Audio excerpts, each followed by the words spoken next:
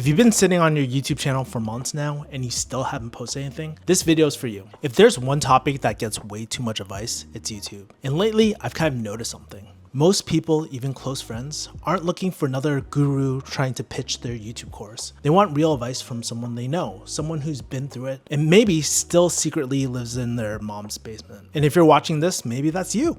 If you ever thought about quitting your job and using YouTube to change your life, this is my honest and raw advice. This is what I wish someone told me back when I was filming solo, editing alone in my LA apartment, wondering if I've completely up my life. Now, I'm not an expert. I don't have a million subscribers, not even 100K, but I've been in this game for about 10 years. And yeah, basically I'm a YouTube boomer at this point. I've bought most of the programs out there that you've seen, and a lot of the creators that I used to look up to, well, now they're my friends. If you're new here, I used to be a pharmacist in LA making about 130, 150K per year. Then I went all in on YouTube. Since then, I've built a high-ticket sales advisory. I worked as Ali Abdal's head of sales. Been forever since we last spoke, man. You've been absolutely crushing it on the sales front, so thank you so much for all the help. Made passive income through affiliate marketing, and somehow I get to spend my days meeting creators, doing what I love. It's kind of crazy. Just in case you don't believe me, I've documented this whole journey for the last 10 years. From living in the JK creator house during my pharmacy days to traveling around Asia, still pretending that I live in my mom's basement. So yeah, if you're at the start of your journey and it feels overwhelming, here's what I wish I knew. Have you ever wondered, why does YouTube feel so fucking hard? So the other day, I got a birthday message from my friend Henry. He's been rooting for me since the LA days, back when I had hair, when I just quit pharmacy and was grieving the death of my dad. Had zero plan and was trying to my life from a K-Town coffee shop. Shout out to Alchemist Coffee. So my friend Henry, he's in his 30s just like me. I think we're both 36, 37. He worked as a tech product and operations manager forever. Super smart guy. But he's been telling me that he's been wanting to start YouTube for years now. He wants to shoot videos, but it's just hard. And honestly, I totally get it. We chatted for a bit and it made me realize I've had this same conversation with so many people. And to be honest, I kind of felt the same way. See, back in college, I wanted to do YouTube, but I overthought every single thing. This was when the early YouTube channels were popping up. I just thought, hey, what gear should I get? What video should I make? What do I even say on camera? Do I look dumb? Sound dumb? Am I dumb? Probably all three, honestly. And it wasn't until I lived in the YouTube house with Can and Joe from JK Films, JK News, that I realized how much we overcomplicate this whole YouTube thing in general. Every single morning, seeing him say, "What up, mudda people?" and then talking and then messing up and then pausing and then reshooting, it really opened my eyes because it wasn't polished, it wasn't perfect, but it was possible, even if it looked really, really chaotic. The magic's in all in editing, by the way. And when I started making videos, this is the number one thing that I kind of realized that I didn't realize when I was just thinking about doing YouTube. We think that once we solve all the beginner problems, gear, editing, thumbnails, everything will be easy. And yeah, some things do get way easier. Like these days, I don't have to edit my videos if I don't want to. But when those problems start to get easier, new problems just replace them. And after meeting some of the biggest creators on the platform and becoming friends with them, like Ali at 6 million, Christo at 2.6, Vanessa, she's almost at 1 mil. She's at 940K at the time of the shooting. I kind of realized everyone feels stuck at some point. And the only real difference is that they just learn to lower the intensity of the situation. I got this principle from Matthew Hussey. It's one of my favorite principles. Let's take Ali, for example. He runs a full-blown YouTube business, manages a massive team, and has all these different projects that he's always running. One of them I got to help out. It was called the Part-Time YouTuber Accelerator. But when we had to shut it down because he was losing money on it, he kind of just shrugged and was like, yeah, that sucked. Oh well, on to the next thing. And he says it so matter of fact too. He doesn't spiral. He doesn't turn every problem into an existential crisis, right? Meanwhile, I miss one self-imposed deadline and suddenly I'm spiraling. I'm like, oh my God, I'm a freaking failure. My YouTube channel's dying. I'm a failed YouTuber.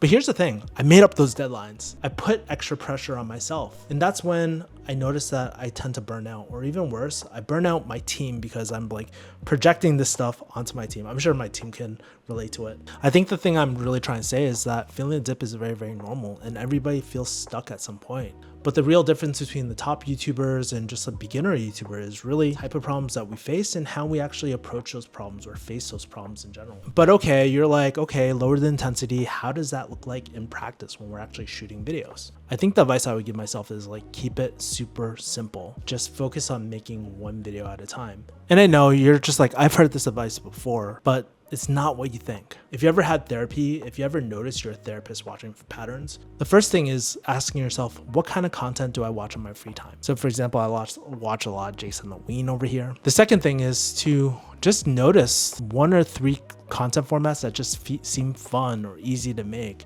I think that's the thing, is just finding something that's really frictionless, right? So for example, I love tier lists. I love Vanessa Lau's like reflectional journal content. I like Dan Koh's like philosophical yapping content too and stuff. I love vlogs. I especially love the Daniel Dalen, oh, POV, you're a 36-year-old YouTuber in Thailand or whatever, just like how I am kind of like now right now. Then just recreate the video that you kind of like with a similar thumbnail, similar title, similar ideas. Just put your own spin to it and then ship it. I think that's how we kind of figure out our own style and stuff, is through imitation at first and then learning to know what makes us unique over time.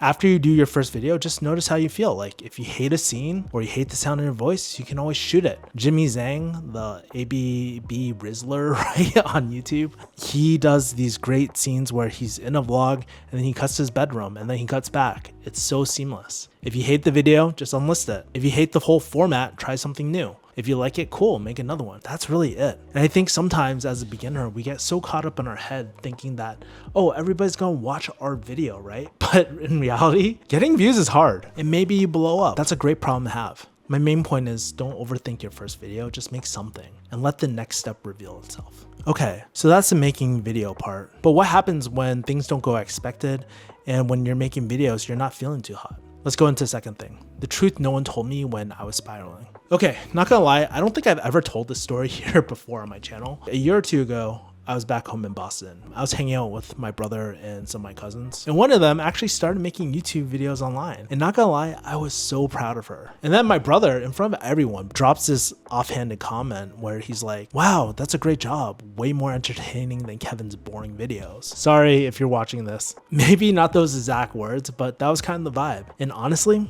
it kind of hurt. Like a lot. And in that moment, I really lost a lot of respect for him because no one really saw the hours I put behind the scenes, behind the channel. Like I was researching top performing videos, I was interviewing editors, I was full day scripting, shooting, and reshooting my content.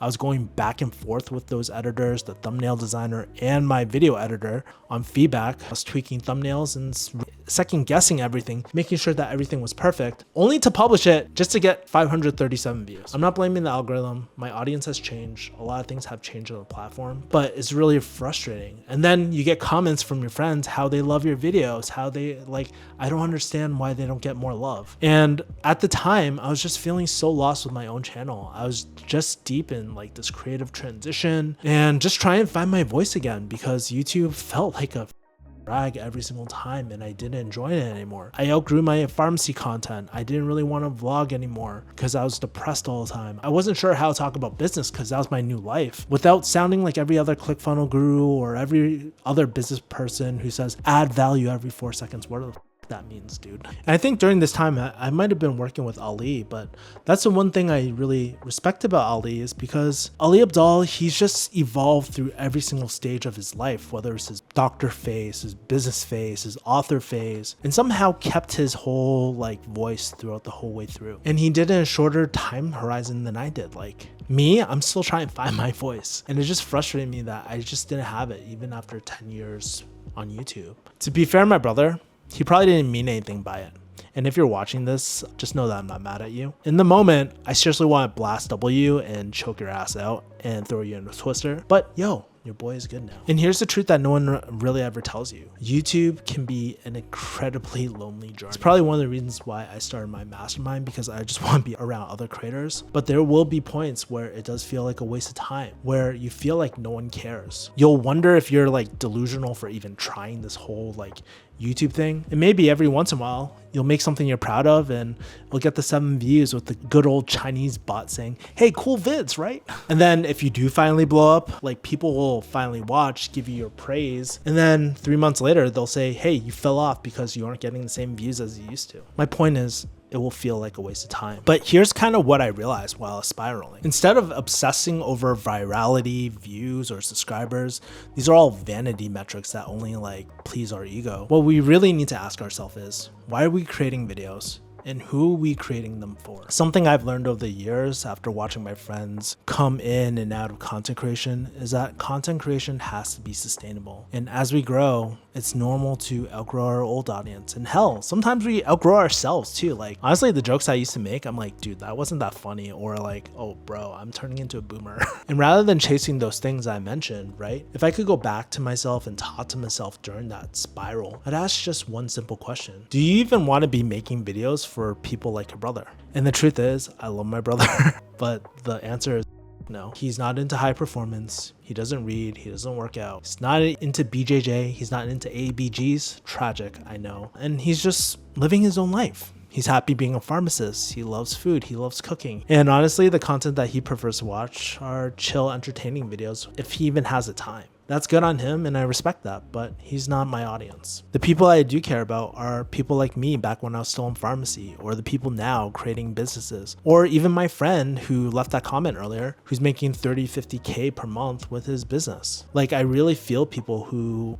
feel like they're going through an existential crisis, who are trying to build or scale their business or rebuild their life, wondering if they're wasting their time, if it's all gonna work out. That's the content I think that really matters. Like, they like content that's more relational and reflective, not that like TikTok brain rot, like, or transactional BuzzFeed, like, hey, 7 tips to hack your brain clickbait, you know? Like, those are people I really want to help. And so you're probably watching this and you're just like, well, okay, I get it. It's important to know why I'm doing this and who am I making this for, but how do I actually do it? And it's kind of like the beauty of living in this time that we're living in right now. Like, you don't need a personal brand coach. All you need is your friends and AI. And so here's what I would do step by step. I would record a few conversations with something like Fathom's AI. It's free. I'll drop an affiliate link below and you can download it. Once you download that, I would just have a casual talk on Zoom or something with the people that you actually vibe with. Maybe it's business friends, maybe it's your personal friends, and just chop it up with them, especially if you don't have an audience, just your people. I actually have like videos that I talk to my viewers with, some of my business friends who are also into deep work, psychology, jiu-jitsu, making jokes about our like repressed trauma. I think the thing is like, as I'm doing this, I'm just talk like how you normally do. And some of the things I talk about are like, hey, what are some exciting things you're working on? What's been frustrating lately? What are some things you're obsessed with? What pisses you off that no one seems to care about? Anything really. And then here's the cheat code. I would ask AI something like, hey, based on this conversation and what I've been posting, what is the theme or mission of my YouTube channel? Who do I actually help best and why? And what unique lens or lived experience am I bringing that most creators don't? And then just let AI do its thing. These, based on the prompts I've submitted so far and what you can infer about me, are some of my favorite, most insightful AI posts, by the way. It is so good at pattern recognition. Anyways, I could talk about that forever. It's not a perfect prompt, but it's a good starting point. By the way, if you guys want more YouTube AI tips, let me know in the comments. I love talking about this stuff all the time. Okay, so at this point, you kind of figured out the type of content you want to make, who you want to make it for, the mission kind of that you want to do, or at least a general broad vision, right? So let's move on to a third thing. This is what actually helped me get unstuck. For a long time, I generally felt and still feel like a failure at YouTube. I've created a few YouTube videos on this, but I've been on this platform for about almost 10 years, and I have almost like 20K subscribers at this time of the shooting. But most of my videos don't even break 500 views. It feels kind of discouraging, especially knowing where I was just a few years ago. And most days I feel like I have nothing to show for it. I spend all this time and I'm like, what do I have to show for it? There was a point in my YouTube career where I started hating the content I was making. As I got deeper in the game, I started having more and more of these feelings, especially after Ali Abdaal's YouTube course, PTYA, which to be fair was a really great course where I started feeling this way. Don't get me wrong, like I learned how to systemize my ideas, capture my ideas. I used actually the Notion system that he taught me and I modified it. I learned how to build a team, write better scripts, titles, and thumbnails. But somewhere in the process, the channel stopped feeling like me, right? It got too serious, too professional, too like not like me whatsoever. And I swear, like if my editor goes into my Dropbox right now, he can make a whole montage of like me mid-shoot saying, oh my God, I hate this video. It's kind of depressing, but even worse, like I thought the most discouraging thing for me was just like losing my momentum with YouTube. When in the beginning I was getting so much momentum, I feel like I was slowing down. But meanwhile, I've watched so many of my friends blow up and build 7-figure businesses through it. I remember the early days of Vanessa Lau back when she had 1,000 subs, and now she's almost at 1 million. And even in the people inside my YouTube mastermind, they're gaining so much momentum. There was my friend Seaman who started with 1K. Now she's at 33K subscribers in under a year and was nominated for YouTube Creator of the Year in Singapore. This is where YouTube Singapore invited her. I was like, damn, for her reflectional, like new wave cinematic content. My friend Aprilyn, I remember her at like 200 subscribers. She's barely breaking 200 views per video. And then just recently, she she made a joke. She's like, I just hit 69,420. I was like, what's so special about that number? I was like, oh, you sick. But now she's like speaking at VidCon. She's like speaking at Spotter Studio like events too. It is so crazy. And don't get me wrong, I am so happy for all my friends. Like nothing makes me more happier than just seeing my friends win and knowing that I got to witness that. But also at the same time, I got to ruin everything with the comparison because of my Asian upbringing. And at the same time, I was just thinking, what the f is wrong with me? What the f am I doing wrong? And you want to know what made it worse? Way worse, by the way. It was that my content looked better than ever, at least the production side, right? I had the lights, the editor, the thumbnail designer, but I hated who I was becoming on camera. And it felt like everything was starting to blend with all the other content on YouTube. There was no innovation, and I was just posting content that looked like everyone else. All the polished professional content that I was making, it really made me overthink everything and triggered my like overthinking and perfectionism. I really took some time recently to just think, reflect, and just look back at all the content. And I was like, when did you actually love making content? And I think it was back at the YouTube house, honestly, or maybe a little bit after. But I look back at my old videos, and it was the ones with the G7X Mark II with the crappy onboard mic and the shaky edits and the random tangents. They just felt real. They just felt alive. They just felt like so organic, so authentic. Honestly, I miss that. And I think the people who used to watch my content like them more too. And I think something that I wish someone told me, the problem wasn't me as a person, it was just my approach. Every single video just felt like a high lift. I felt like I had to synthesize everything over and over and over again. And I was too focused on perfecting an individual video instead of building a repeatable content format. Thanks to Aprilyn, after I dropped my whole like, oh my God, I'm a failure creator therapy baggage on her, she really helped me realize something. And she has one of the best breakdowns on YouTube, by the way. When you study most successful creators, they don't just post random ideas, they build formats out, the content formats. For MrBeast, he actually was one of the first to like pioneer the whole giant challenge game show style with the fancy cameras and stuff and production, crazy production quality. Dan Koh, he always has his long form 30 to like 60-minute dialogues with like the philosophical solo talks. Vanessa Lau, she has her like reflection videos, by the way, which are some of the best videos on the internet right now personally. There's also other content like Sir Yacht, where he just eats Costco pizzas for a week or does food challenges for a week. And even my favorite podcast, That Library Show, the one where Gerard asks like these awkward deep questions and plays different games with different girls, all that is just a format. And sometimes I catch myself like looking at these people, I'm just like, holy shit, they found their format and it looks so perfect, and it's really easy to get caught up in that. But when you go deeper into their kind of like journey and portfolio, you kind of realize their actual first videos kind of sucked. And if they didn't suck, it was probably because they had a secret channel that they enlisted that they're not telling you about. The thing is that they focused on repeatable iterations, not perfectionism. And instead of chasing the perfect video, I wish I just focused earlier on finding a sustainable format, like with these bedroom reflection type of things. I think if we can find something that is fun, something that we enjoy, it just helps us stick in it for the long run so we don't quit before something actually compounds. The other thing I noticed is that when they did get momentum, they noticed what was working, and more importantly, they were listening to what people were saying in the comments, and they doubled down on a particular format. Okay, so if you're like, yo, Kevin, okay, I get it. You know, content formats, I need to do that. But how do you do it? How do you actually build momentum with that? One of my favorite people, Naval Ravikant, he has this quote that I love that I'm gonna paraphrase: play long-term games with long-term people and do work that feels like play. And honestly, that's the opposite of what most YouTube strategists will tell you. They'll tell you to obsess over the analytics, right? A/B test thumbnails, reverse engineer viral hooks. But early on, you should ignore the analytics. One, there's probably not enough meaningful data in those analytics because it's not like you're getting crazy amount of views. But then the second part is that the analytics only matter if you want to repeat that formula. I think the number one thing we gotta ask ourselves is, do we actually want to do this again? But early on, I would recommend that you just ignore the analytics, at least for now, and just focus on what feels fun and frictionless. The emphasis is on the feels, not what performs. Because just because something goes viral doesn't mean you should do it again, especially it's not something you want to be known for. Like I had one video that has almost 1 million views that I unlisted from this channel, but it was about this Twitch stream masturbator.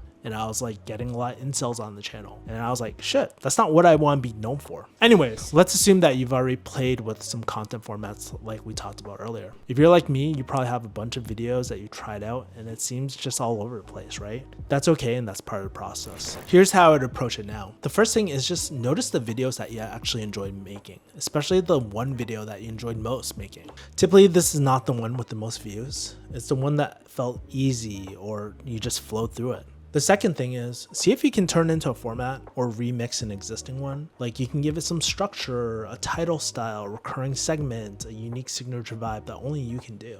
If you need help, you can always use AI and just be like, hey, based off the script I provided, what are some like different formats that I could potentially do that would be low friction and all that. The next step is to just treat it like a season. I think this one's important because sometimes when we create YouTube videos, we're just like, oh my God, I have to do this indefinitely. I have to pump out a video per week for the rest of my life. But no, we can treat things like a season. A lot of the podcast world does it. A season might be 5 to 10 videos. Like in my mind, a season's like 7 episodes. And that's it. No pressure. Just give it a trial. If you hate it, just quit it. But the beauty about this isn't necessarily a process, but over time, this becomes your portfolio, like a content portfolio, not just a random pile of uploads. I think just like our investment portfolios, we can have multiple formats in the future to add to this. Anyways, that's kind of like my thoughts, where my thoughts are for the YouTube game. I'm still trying it out, but this is what I've noticed from my favorite creators. And I think the real thing that we need to remember is that great content doesn't come from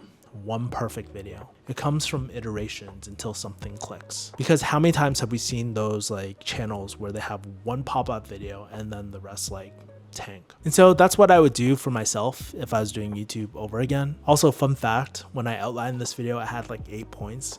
If you want me to drop the rest, let me know in the comments. I'll do part 2 on this. Now, if you want to go deeper, I actually made a free YouTube course. It breaks down all of this in a non-guru, non-hypey way. I mean, most gurus would probably like pitch you with their paid course, but I'm not going to do that. You'll also get my newsletter. I promise no spam. You can always unsubscribe, but link is in the description if you want it. And if you're like, yo, Kevin, why are you like putting this out for free when you could sell it? At the end of the day, I just want to help other creators. It's hard being a creator out there and I want more creator friends, right? Anyways, I'll see you in the next video. Peace, mother people. Bye.